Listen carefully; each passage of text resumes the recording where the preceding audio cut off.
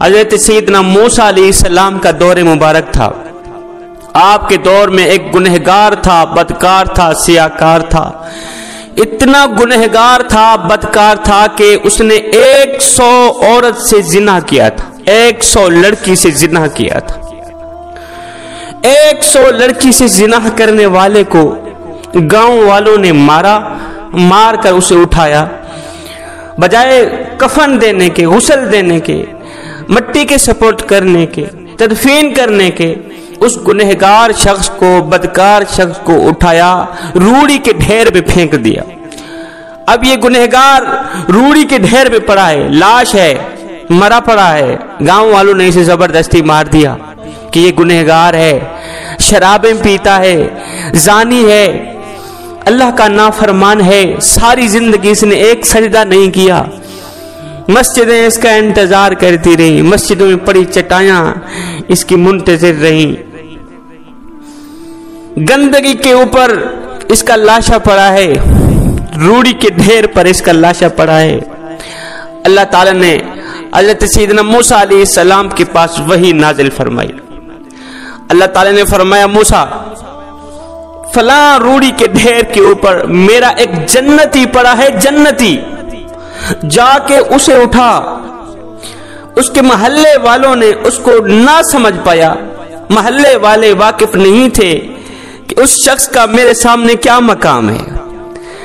میرے لوگ واقف نہیں تھے، وہ نادان نہیں جانتے تھے کہ اس شخص کا میرے سامنے کتنا سٹیٹس ہے، کتنا مقام ہے. بس وہ یہی جانتے تھے کہ یہ گنہگار ہے، بدکار ہے، سیاکار ہے. موسیٰ اس طرح کر، فلاں جگہ پہ میرا وہ جنتی پڑا ہے، اسے اٹھا، اسے غسل دے، اسے کفن پہنا، اسے خوشبو لگا، اسے مٹی کے سپرد کر، جنازہ پڑھا کے. اللہ کے نبی حضرت موسیٰ علیہ السلام نے ایسے ہی کیا. اللہ کے حکم پر عمل کرتے ہوئے وہاں پہنچے، دیکھا روڑی کے ڈھیر کے اوپر ایک نوجوان پڑا ہے. اسے اٹھایا، غسل دیا. غسل دینے کے بعد لوگوں کو بلا، آؤ اس کا جنازہ پڑھ.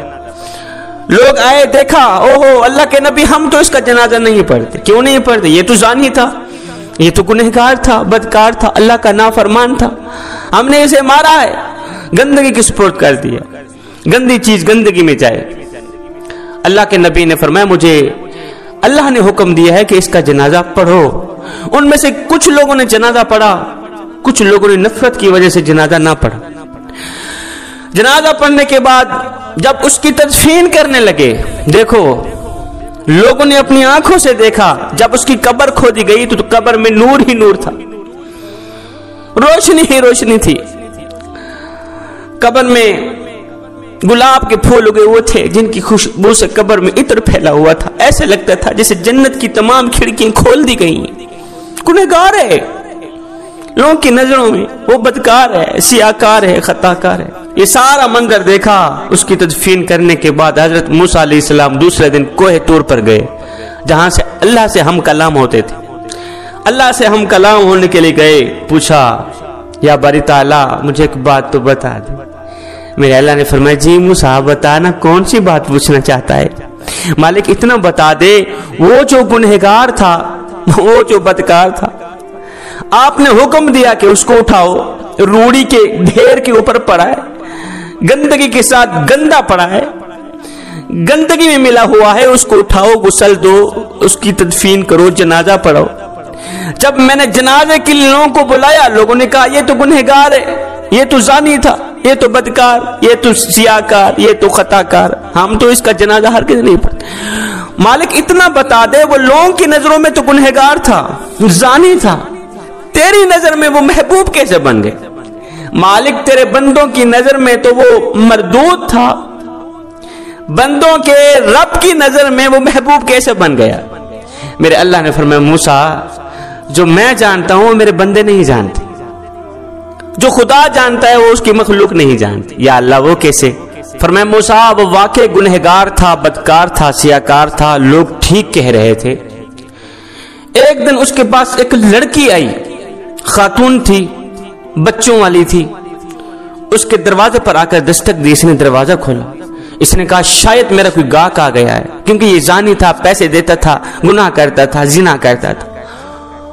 عورت آئی کہنے لگی میں ضرورت مند ہوں, میں نہیں جانتی آپ کون ہیں کون نہیں, لہٰذا میں کافی دور سے آئی ہوں, میرے بچے 3 دن کے بھوکے ہیں, ان کو کھانا نصیب نہیں ہوا, کھانے کے لیے پیسے نہیں, آپ کے دروازے پر آئی ہوں, آپ صاحب استعداد ہیں, میری کوئی نہ کوئی مدد کر, کچھ نہ کچھ ہیلپ کر دو, مجھے کچھ پیسوں کی ضرورت ہے, آٹے کی ضرورت ہے, مجھے چینی دال کی ضرورت ہے, کھانے پینے کی چیزوں کی ضرورت ہے, خدا را اللہ کے نام پہ میری مدد کر دو, اللہ تعالیٰ تم کو اس کی جزا دے گا.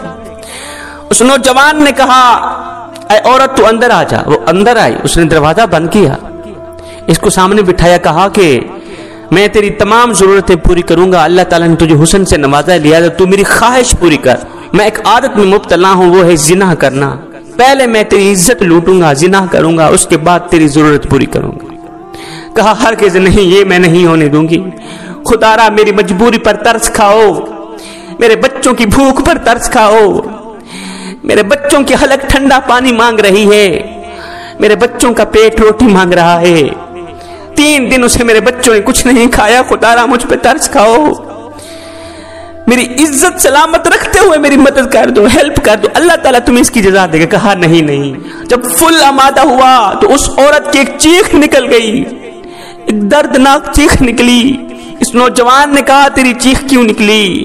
کہا ہائے میرے مالک, بچوں کی مجبوری نے مجھے ننگا کر دیا, مجھے تو اپنے رب کے عذاب سے ڈر لگ رہا, میں نے زندگی میں کوئی ایسی غلطی نہیں کی, زندگی میں چھوٹی سی غلطی نہ کرنے والی عورت کو آج اتنا بڑا گناہ کرنا پڑ رہا ہے کہ میری عزت بھی گئی, دوزخ میرے سامنے, دوزخ کی آگ میرے سامنے. اگر اللہ کی نافرمانی کروں گی قیامت کے دن نہ ختم ہونے والی زندگی ساری جلتی رہوں گی. جہنم کے عذاب کو دیکھ کر چیخ نکل گئی, جہنم کی آگ کو دیکھ کر ہائے نکل گئی. اس نوجوان نے جب اس عورت کی آنکھوں سے خون کے نکلے آنسو دیکھے, آج پہلی بار گناہ کر رہی ہے, اس کی حالت یہ ہے کہ وہ سمجھتی ہے جہنم میرے سامنے ہے, کہیں ایسا نہ ہو ابھی جہنم میں نہ چلے جائے. خدا کے عذاب سے اتنی ڈر رہی ہے, اور ایک کم وقت میں ہوں تو ساری زندگی غفلت میں گزار دی, ساری زندگی زنا کرتے گزار دی, اور مجھے جہنم کی آگ نظر کیوں نہیں آ رہی. اس نوجوان نے کیا کیا, جو اس کی ضرورت تھی اپنی اوقات سے زیادہ اس کی مدد کی. جا, میں نے اللہ کی رضا کے لیے تیری مدد کی ہے, میں تیری مدد کرتا ہوں, اور تیرے ذریعے آج میں پکی توبہ کرتا ہوں, آئندہ کوئی گناہ نہیں کروں گا, اور قیامت کے دن میری بخشش کا ذریعہ تم ہی بنو گی. اس نے کہا انشاءاللہ.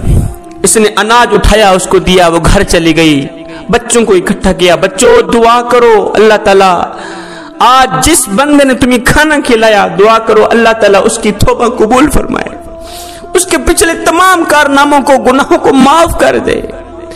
اللہ تعالیٰ اس کے مرنے کے بعد اسے جنت میں اعلیٰ مقام دے. بچوں سارے دعا کرو. بھوکے بچوں نے جب دعا کی, ادھر سے دعا کے لیے ہاتھ اٹھائے, ادھر سے رب کی رحمت کو جوش آیا. اللہ تعالیٰ نے ایک توبہ کے صدقے پچھلے تمام گناہوں کو مٹا کر نیکیوں میں بدل ڈالا. دوسرے دن گاؤں والوں نے اسے مارا, مارنے کے بعد کوڑے کرکٹ میں پھینک دیا.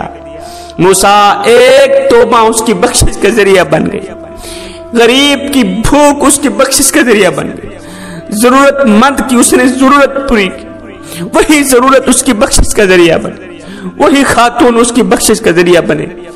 جوانوں آؤ تم بھی توبہ کرو. میرے کریم نبی نے فرمایا میں اللہ کا حبیب ہوں, میں اللہ کا حبیب ہوں.